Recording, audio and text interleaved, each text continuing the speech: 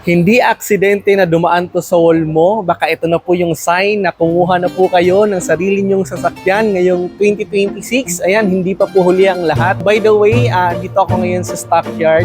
Chinek ko lang po guys yung unit na po releasing po natin. Ayan, yung Montero na po yan. GLS automatic transmission po yan. And kagandahan po niyan guys, ito sa unit na to, GLS automatic siya, no?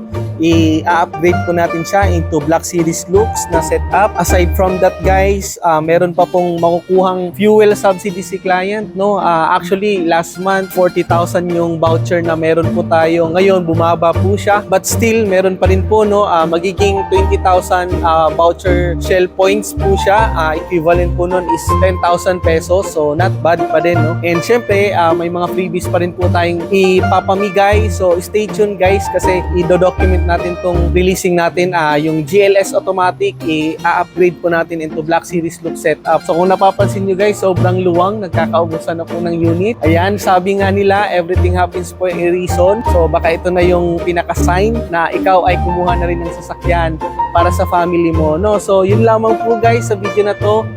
God bless and kita-kits sa releasing. Bye-bye!